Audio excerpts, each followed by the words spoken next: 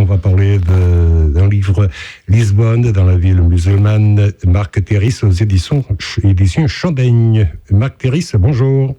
Bonjour. Alors, votre livre, bon, on va commencer peut-être par le début. La genèse de ce guide, finalement, c'est un guide, un récit historique sur le Lisbonne musulmane. Oui, absolument. C'est un guide, un récit d'écrivain voyageur, on pourrait dire. Donc, la genèse, c'est qu'à la base, moi, je suis spécialiste des musées en lien avec l'archéologie. Je me suis intéressé au patrimoine arabo-musulman, notamment en Provence, en Languedoc, en France, à travers justement l'archéologie et la façon dont cet héritage était présenté dans les musées. Et par la suite, j'ai souhaité élargir un petit peu mon champ de recherche à l'histoire et le patrimoine des minorités arabes dans le monde occidental. Et Lisbonne m'est rapidement apparu comme un objet de recherche naturel, parce que pour moi, c'est la ville la plus orientale d'Europe occidentale, pour le coup, notamment en raison de sa douceur de vivre qui la caractérise et de certains aspects qui ont toujours rappelé le Maghreb, voire le Proche-Orient chez moi. Donc je souhaitais exhumer ce passé arabo-musulman, mais aussi montrer comment cette histoire se développe sur le long terme jusqu'à aujourd'hui, à travers des populations musulmanes qui vivent actuellement à Lisbonne, à travers un patrimoine matériel aussi, la gastronomie et la musique. Donc, comme vous l'avez dit, c'est un guide historique et le récit d'un écrivain voyageur, on va dire. Alors, tout à fait. Alors, il faut dire que quand on parle de la culture musulmane au Portugal, arabo-musulmane, pendant 5 siècles, justement, ils ont vécu au Portugal pendant 5 siècles et les gens ont tendance à oublier ça. Oui, alors, ils ont vécu pendant 5 siècles dans le sud du Portugal. À Lisbonne, c'est 4 siècles et demi, et même au-delà, parce que Lisbonne a été une ville musulmane de 714 à 1147, mais après la reconquête, les musulmans sont restés à Lisbonne jusqu'au XVe siècle, et il y a encore des musulmans aujourd'hui à Lisbonne, puisqu'il y a une communauté qui est forte de plus de 42 000 membres, avec une mosquée, avec aussi une fondation pour les Ismaéliens, la fondation de l'Agacan, qui va avoir son siège mondial à Lisbonne. Et donc, il y a toute une histoire sur le long terme.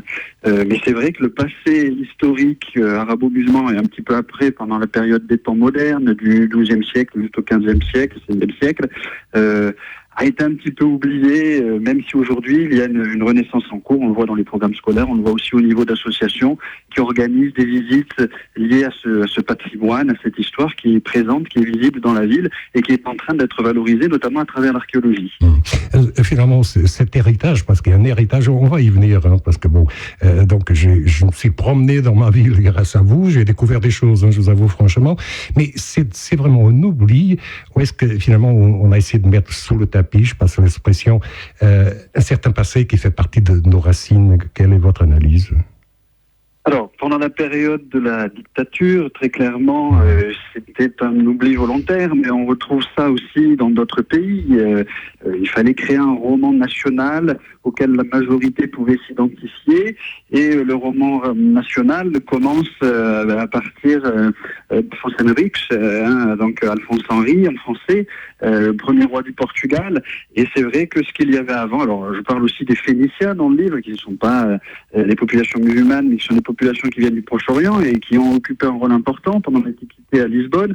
La population aussi arabo-musulmane, ou plutôt l'influence musulmane sur le sud du Portugal, ont été un peu occultées parce qu'il fallait effectivement trouver des mythes. Donc les mythes, ce sont les Lusitaniens, comme ce sont les Gaulois en France, les Ibères en Espagne, ou d'autres héros sortis de l'Antiquité ailleurs. Ça peut être les Carthaginois, par exemple, en Tunisie.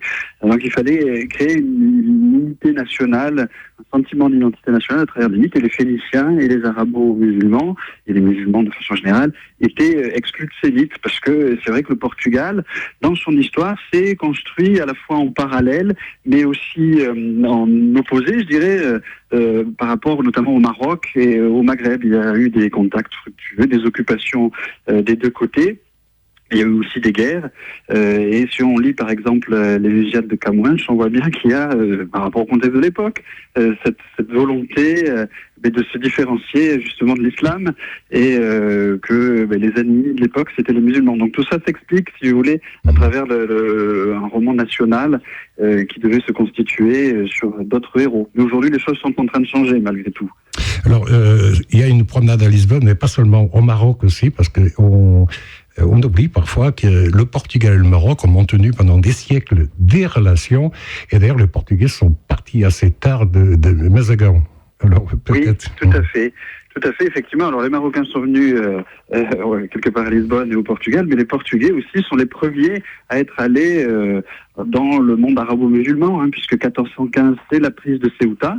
À l'époque, l'Espagne, par exemple, n'était pas encore complètement unifiée, et à partir de là, il y a eu différents comptoirs qui ont été ouverts au Maroc, et notamment celui de Mazagan, qui va perdurer jusqu'au la deuxième moitié du XVIIIe siècle. Et donc Mazagan, c'est cette petite terre portugaise finalement, puisque c'est une forteresse pratiquement. Enfin, il y a une ville fortifiée qui a une superficie minime, qui va quand même faire des échanges avec l'arrière-pays musulman, mais qui effectivement témoigne de la présence du Portugal pendant longtemps au Maroc. Et le Portugal a aussi influencé le Maroc, puisque dans le dialecte marocain, on retrouve beaucoup de mots d'origine portugaise, comme d'ailleurs on retrouve beaucoup de mots d'origine aussi arabe en langue portugaise. Donc il y a une influence réciproque. Alors c'est pas toujours très connu au niveau des Marocains, ils ne connaissent pas trop ce passé, mais effectivement ça fait partie des liens un peu indéfectibles entre les pays. Il y a aussi la bataille des Trois Rois, donc en 1578, qui a joué un rôle très important avec la défaite de Don Sébastien à l'époque, et qui marque, on va dire, la fin du rayonnement du Portugal, qui va être par la suite intégré au royaume d'Espagne jusqu'en 1640. Donc on a un destin entre Portugal et Maroc qui est très lié aujourd'hui, d'ailleurs, avec des relations d'amitié qui sont très fortes entre les deux pays. Par exemple, c'est ce que je dis dans le livre, le Maroc a prêté des canadaires au Portugal lors des feux de forêt. Il y a aussi un centre culturel luso-marocain à l'ancienne Mazagan, donc qui s'appelle Ajdida maintenant, et ces liens sont aussi un témoignage de cette histoire croisée. Et d'ailleurs, Mazagan, ça a été préservé, donc ça va être du côté marocain. Bon, ils ont un lien aussi avec l'histoire ancienne. Alors, on parle justement des influences, des choses qu'on a ça dans notre ADN, je passe l'expression. Alors, justement, quand on parle de l'héritage arabo-musulman, au niveau de la culture à Lisbonne, gastronomie, poésie, musique, la langue, les sciences, l'art, la navigation, il y a de quoi faire, Oui, il y a de quoi faire, effectivement. Mais, on va prendre un plat que beaucoup de Portugais connaissent, qui s'appelle le migas. On parle aussi en espagnol de migues, en occitan ce sont les migues, la mique. Donc c'est un plat en fait qui est originaire du Maghreb, voire même du Proche-Orient, qui se rapproche du couscous. Mais il y a aussi effectivement de nombreuses influences dans la langue. Il y a une quantité de mots qui sont issus de l'arabe.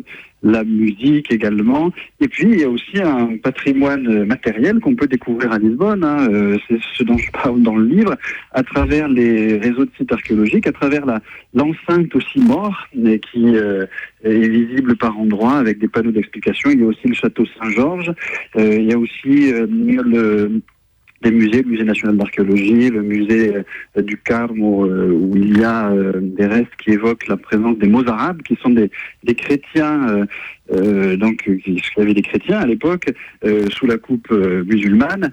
Donc il y a beaucoup de petits éléments, souvent liés à l'archéologie, qui permettent de reconstituer ce puzzle qui est en cours, je dirais, de réinterprétation et de fabrication. Donc il y a beaucoup d'éléments qu'on peut découvrir dans le livre, à travers aussi des visites qui évoquent d'autres histoires de Lisbonne, qui vont permettre aux visiteurs de se familiariser, de mieux comprendre cette histoire. Et puis effectivement, comme je l'ai dit, après la conquête de 1147 d'Afonso-Henriques, il y a des populations musulmanes qui perdurent. D'ailleurs, au début, il y avait une certaine harmonie entre ces populations juives, musulmanes et chrétiennes.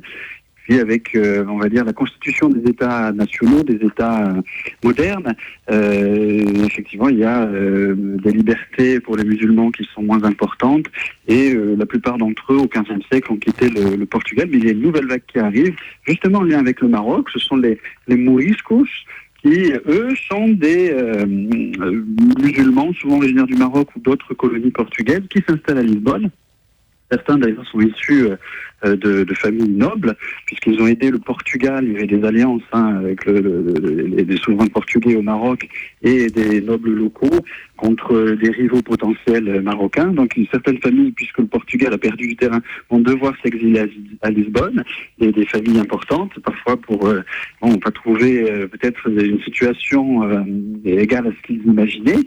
Donc, il y a toute une histoire aussi qui est liée à ça. C'est dans le quartier de la Moravie, donc on parle aussi dans le livre. Et puis par la suite, comme je disais, au XIXe siècle, des témoignages architecturaux avec l'architecture néo-mauresque, par exemple la Casa do Alentejo, qui est typique de cette période, avec une réinterprétation de l'architecture mauresque au XIXe siècle dans un cadre un peu romantique.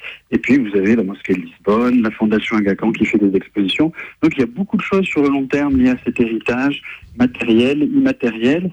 Et dans le livre, je m'efforce de faire des itinéraires en fonction des époques qui permettent de découvrir la Lisbonne musulmane, effectivement, puis au-delà, les liens entre cette histoire musulmane et l'histoire contemporaine du Portugal. Voilà, alors, mais entre-temps, je préviens nos auditeurs qui veulent faire le périple de votre livre, il faut se préparer physiquement, parce que ça monte et ça descend, à Lisbonne. Oui.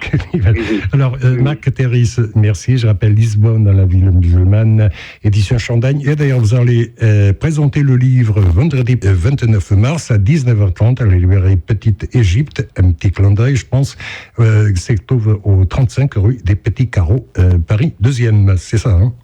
C'est ça, tout à fait. Écoutez, je vous remercie.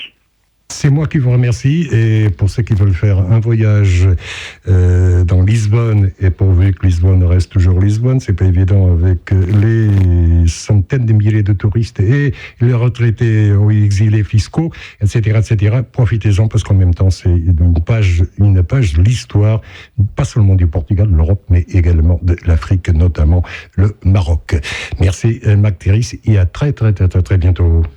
À bientôt, au revoir.